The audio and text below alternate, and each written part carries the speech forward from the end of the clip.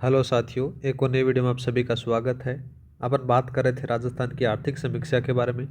आज बात करेंगे अपन अध्याय 8-9 के बारे में। 8 अपन कंप्लीट कर चुके हैं, 9वां अध्याय है।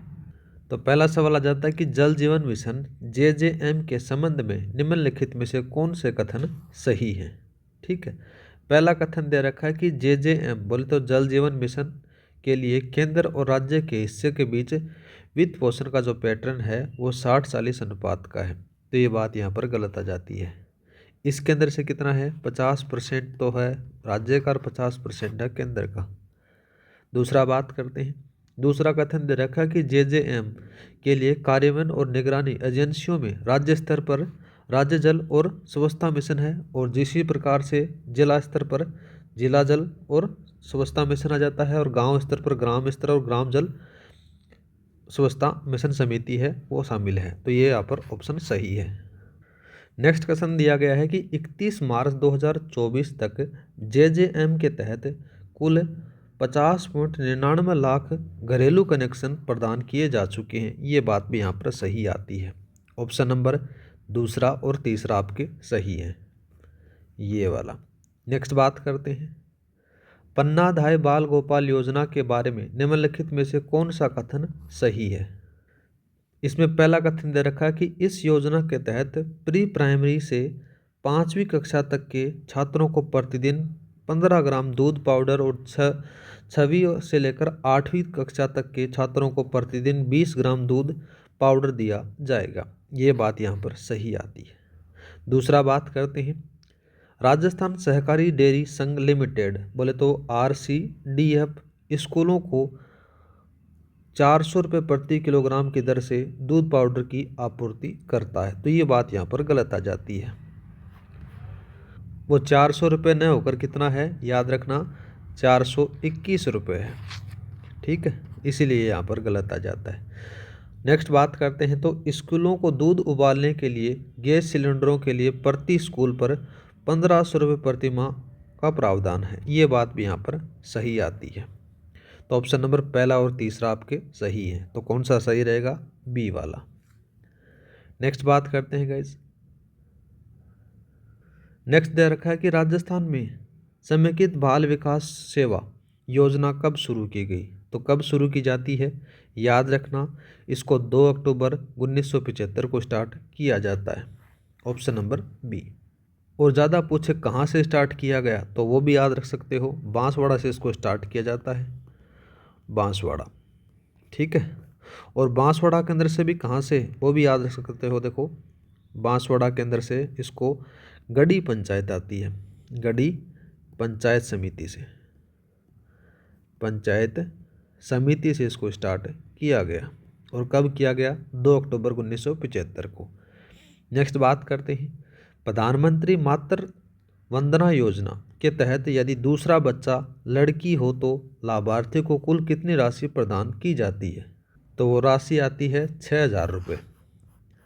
नेक्स्ट लिखते हैं अपन 1 अप्रैल 2022 को 1 अप्रैल 2022 को किशोरी बालिका योजना राजस्थान के कितने आकांक्षी जिलों में शुरू की गई। तो कितने में शुरू की गई, याद रखना ये 5 जिलों में स्टार्ट की जाती है। और वो 5 जिले कौन कौन से हैं, एक तो आता है 12 के बाद में करौली, करौली के बाद में जैसलमेर, जैसलमेर के बाद में धौलपुर, और धौलपुर के बाद में एक और आ जाता है सिरोही। ठीक है, नेक्स्ट बात करते हैं। नेक्स्ट दे रखा कि मिशन वात्सल्य योजना के तहत केंद्र और राज्य के बीच फंडिंग पैटर्न क्या है। तो वो 60-40 का है। कितना है, 60-40 का। 60% है वो केंद्र सरकार की तरफ से होगा, 40% है वो राज्य सरकार की तरफ से होगा। नेक्स्ट बात करते हैं राजस्थान में लागू राष्ट्रीय खाद्य सुरक्षा योजना के संबंध में निम्नलिखित में से कौन सा कथन सही है।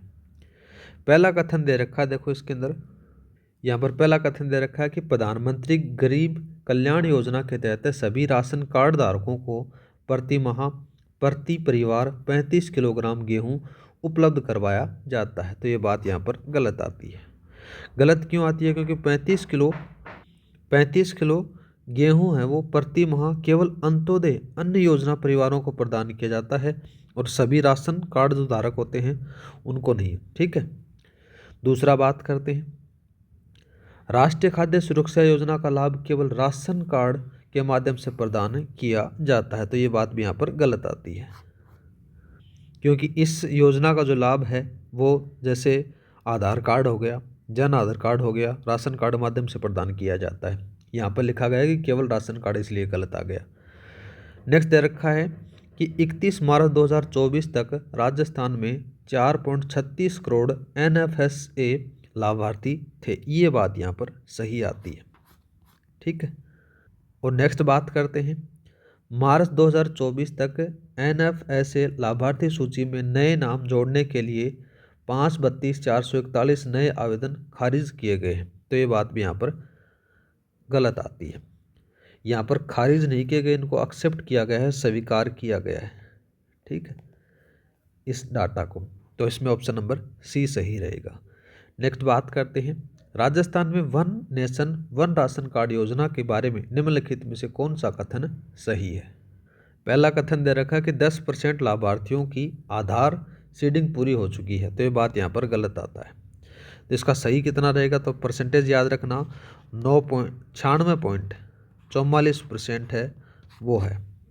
दूसरा बात करते हैं, अंतर्राज्यीय प्रोबेबिलिटी राजस्थान के नागरिकों को केवल राज्य के भीतर ही राशन प्राप्त करने की अनुमति देती है। तो ये बात भी यहाँ पर गलत आती है। नेक्स्ट बात करते हैं, तो कुल लाभार्थियों के 96.44% को कवर करते हुए 24.21 करोड़ लाभार्थियों की आधार सीडिंग पूरी हो चुकी है। ये बात यहाँ पर सही है। ठीक है। नेक्स्ट बात करते हैं, रसोई गैस सिलेंडर सब्सिडी योजना के तहत प्रत्येक लाभार्थी परिवार को एक वर्ष में कितने गैस सिलेंडर प्रदान किए जाते हैं और प्रति सिलेंडर किस कीमत पर उनको प्राप्त होते हैं। तो इसका जो सही आंसर रहेगा, उनको 12 सिलेंडर मिलते हैं और 450 रुपये में। और किन को मिलेंगे, जो BPL परिवार हो गए और जो PM उज्ज्वला योजना के जो लाभार्थी हैं उन्हीं को मिलेंगे, सभी को नहीं मिलेंगे। ठीक है। नेक्स्ट बात करते हैं, उपभोक्ता संरक्षण अधिनियम 2019 के अनुसार राजस्थान में कितने जिला उपभोक्ता विवाद निवारण आयोग कार्यरत हैं। तो कितने कार्यरत हैं गाइस, याद रखना, वो आते हैं 37। ठीक है। नेक्स्ट बात करते हैं, पालनहार योजना के तहत 6 से लेकर 18 वर्ष की आयु के बीच स्कूल जाने वाले अनाथ बच्चों को मासिक वित्तीय सहायता क्या प्रदान की जाती है। तो कितनी प्रदान की जाती है, याद रखना, 2500 रुपये उनको प्रदान की जाती है। नेक्स्ट बात करते हैं, मुख्यमंत्री कन्यादान योजना के तहत लड़कियों को स्नातक पूरी करने के लिए कितनी वित्तीय सहायता प्रदान की जाती है। तो कितनी की जाती है, 20,000 रुपये। ठीक है। नेक्स्ट बात करते हैं, मुख्यमंत्री विशेष योग्यजन सम्मान पेंशन योजना के तहत 75 वर्ष से कम आयु के दिव्यांग व्यक्ति को कितनी मासिक पेंशन दी जाती है। तो कितनी दी जाती है गाइज, याद रखना, वो 1000 रुपये उनको मिलती है। नेक्स्ट आता है कि इंदिरा गांधी राष्ट्रीय दिव्यांग पेंशन योजना के तहत 75 वर्ष और उससे अधिक आयु के लाभार्थियों के लिए मासिक पेंशन कितनी है। तो वो याद रखना, 1250 रुपये। नेक्स्ट बात करते हैं, अंबेडकर DBT वाउचर योजना में छात्रों को आवास, भोजन और बिजली के लिए मासिक सहायता क्या दी जाती है। तो कितनी दी जाती है गाइस, याद रखना, 2000 रुपये उनको प्राप्त होती है। नेक्स्ट बात करते हैं, विधवा विवाह उपहार योजना के अंतर्गत पेंशन हेतु पात्र विधवा महिलाओं को पुनर्विवाह करने पर कितनी अनुदान राशि दी जाती है। तो याद रखना, उनको 51,000 रुपये की राशि दी जाती है। नेक्स्ट बात करते हैं, राजस्थान सरकार ने किस वर्ष दिव्यांग व्यक्तियों के लिए एक अलग विभाग की स्थापना की। तो कब की जाती है, 2011 में होती है उसकी स्थापना। नेक्स्ट बात करते हैं, मुख्यमंत्री विशेष योग्यजन स्वरोजगार योजना के तहत दी जाने वाली अधिकतम सब्सिडी कितनी है। तो अधिकतम जो सब्सिडी है वो याद रखना, वो 50,000 रुपये है। और जो ऋण के ऊपर बात करें, देखो किस प्रकार से आती है, मुख्यमंत्री विशेष योग्यजन स्वरोजगार योजना के तहत सरकार 50,000 रुपये या फिर ऋण की जो राशि का वो है 50% से भी जो कि कम होती है उसमें सब्सिडी प्रदान की जाती है। नेक्स्ट बात करते हैं, सुखद दंपत्ति योजना के तहत विवाह के बाद विशेष रूप से सक्षम व्यक्तियों को कितनी वित्तीय सहायता प्रदान की जाती है? तो कितनी की जाती है? 50,000 रुपये। नेक्स्ट बात करते हैं, इंपॉर्टेंट लगा लो इसको पहले ही, सिलिकोसिस पॉलिसी के बारे में निम्नलिखित में से कौन सा कथन सही है? तो इन कथनों के बारे में बात करें ना गाइज, तो पहला कथन आ जाता है कि पुनर्वास के लिए 3 लाख रुपए प्रदान किए जाएंगे, ठीक बात आती है। दूसरा कथन दे रखा कि पीड़ित की मृत्यु के बाद में परिवार को 2 लाख रुपए प्रदान किए जाएंगे, ये बात भी ठीक है। नेक्स्ट बता रखा कि अंतिम संस्कार के खर्च के लिए 50,000 रुपये प्रदान किए जाएंगे, तो ये बात यहाँ पर गलत आती है। कितने हज़ार रुपये मिलेंगे? 10,000 रुपये की राशि उनको प्राप्त होगी अंतिम संस्कार के लिए, तो ये कथन यहाँ पर गलत आ जाता है। ऑप्शन नंबर पहला और आपका दूसरा सही रहेंगे। नेक्स्ट बात करते हैं, आस्था योजना के तहत निम्नलिखित में से कौन से लाभ प्रदान किए जाते हैं? ठीक है, तो वो याद रखना, 2 या अधिक दिव्यांग व्यक्तियों वाले परिवारों को बीपीएल कार्ड का लाभ मिलता है। ठीक है, नेक्स्ट बात करते हैं, यूनिक डिसेबिलिटी आईडी कार्ड योजना बोले तो यूडीआईडी के बारे में निम्नलिखित में से कौन सा कथन सही है? तो जो पहला कथन आ जाता है, देखो गाइज, इसमें से यह विकलांगता की 21 श्रेणियों को प्रमाणित करता है, ठीक बात है। दूसरा कथन आ जाता है कि यह सभी विशेष रूप से सक्षम बच्चों को मुफ्त शिक्षा प्रदान करता है, ये बात यहाँ पर गलत आ जाती है। गलत क्यों आती है? क्योंकि यहाँ पर जो निःशुल्क शिक्षा है वो सीधे इस योजना से जुड़ी हुई नहीं है। दूसरा बात करते हैं, तो मार्च 2024 तक 5,16,803 यूआईडी कार्ड जारी किए गए हैं, ये बात यहाँ पर सही आती है। ऑप्शन नंबर पहला और तीसरा आपके सही हैं, तो यहाँ पर बी वाला सही रहेगा।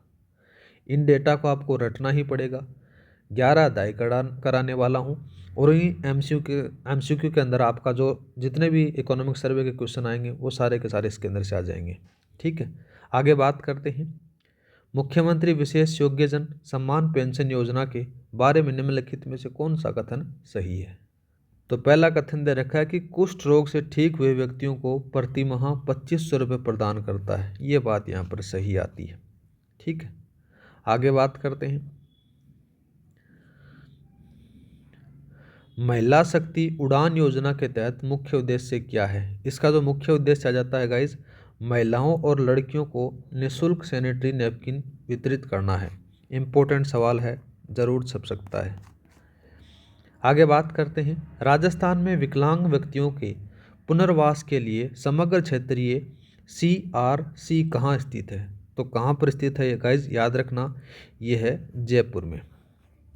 ठीक है, और ज़्यादा बात की जाए तो ये कहाँ पर है? ये जामडोली जयपुर में है। कहाँ पर है? जामडोली जयपुर में। इसको स्टार्ट कब किया गया था? तो 17 जनवरी को स्टार्ट किया गया था, 17 जनवरी 2013 को, सॉरी 2023 को। ठीक है, आगे बात करते हैं, वर्ष 2023-24 के दौरान राष्ट्रीय ग्रामीण आजीविका मिशन के अंतर्गत कितने नए स्वयं सहायता समूह लाए गए? तो कितने लाए गए गाइज, याद रखना, 47,865 लाए गए। नेक्स्ट बात करते हैं, आदिवासी क्षेत्र विकास बोले तो TAD कार्यक्रम का प्राथमिक उद्देश्य क्या है? इसका जो प्राथमिक उद्देश्य आ जाता है, आदिवासी समुदायों के सामाजिक और आर्थिक विकास को बढ़ावा देना है। ठीक है, नेक्स्ट बात करते हैं, निम्न में से कौन सी योजना राजस्थान में अल्पसंख्यक मामले विभाग के अंतर्गत नहीं है? तो कौन सी नहीं है गाइज, याद रखना, राष्ट्रीय खाद्य सुरक्षा योजना है वो नहीं है, और ये सारे के सारे हैं वो आपको अल्पसंख्यक मामले विभाग के अंतर्गत आती हैं। आगे बात करते हैं, नेक्स्ट आता है कि अमृता हाट पहल का मुख्य उद्देश्य क्या है? इसका जो मुख्य उद्देश्य है कि स्वयं सहायता समूहों द्वारा बनाए गए उत्पादों के लिए विपणन के अवसर प्रदान करना है। नेक्स्ट बात करते हैं, प्रधानमंत्री अनुसूचित जाति अभ्युदय योजना के तहत अनुसूचित जाति SC के व्यक्तियों को स्वरोजगार के लिए कितनी वित्तीय सहायता प्रदान की जाती है? तो याद रखना, 10,000 रुपये उनको प्रदान की जाती है। नेक्स्ट बात करते हैं, राजस्थान में विधवा विवाह उपहार योजना के तहत कितनी वित्तीय सहायता प्रदान की जाती है? तो वो राशि है 51,000 रुपये। नेक्स्ट बात करते हैं, प्रधानमंत्री मातृ वंदना योजना का मुख्य उद्देश्य क्या है? इसके मुख्य उद्देश्यों के बारे में बात करें ना गाइज, तो आ जाता है, इसका जो सही आंसर रहेगा वो गर्भवती और स्तनपान कराने वाली महिलाओं के स्वास्थ्य और पोषण के लिए वित्तीय सहायता प्रदान करना है। ऑप्शन नंबर 20 में सही रहेगा। नेक्स्ट बात करते हैं, कौन सी योजना अनुसूचित जाति, अनुसूचित जनजाति और ओबीसी एमबीसी समुदायों से संबंधित छात्रों को छात्रवृत्ति प्रदान करती है जिनकी वार्षिक पैतृक आय 2.5 लाख तक है? तो उस योजना का नाम आ जाता है पोस्ट मैट्रिक छात्रवृत्ति योजना। नेक्स्ट बात करते हैं, 20 सूत्री कार्यक्रम टीटीपी पहली बार कब शुरू किया गया था? इसका प्राथमिक उद्देश्य क्या है? तो ये 1975 में स्टार्ट होता है। इसका प्राथमिक उद्देश्य आता है गरीबी उन्मूलन और ग्रामीण रोजगार सृजन करना। नेक्स्ट बात करते हैं, बजट 2024-25 में लखपति दीदी योजना के तहत महिला लाभार्थी को संशोधित लक्ष्य संख्या क्या है? तो इसकी संख्या के बारे में बात करें ना गाइज, तो याद रखना वो 15 लाख रुपए है। पहले 5 लाख रुपए थे और 5 लाख से बढ़ाकर 15 लाख कर दिया गया। ठीक है। नेक्स्ट बात करते हैं, राजस्थान बजट 2024-25 में संशोधित स्वतंत्रता सेनानी सम्मान पेंशन राशि क्या है? तो जो सम्मान पेंशन राशि है वो याद रखना वो 60,000 रुपये है। पहले यहाँ पर कितना था? 50,000 रुपये था और 50,000 रुपये से बढ़ाकर 60,000 रुपये वर्तमान में कर दिया गया है।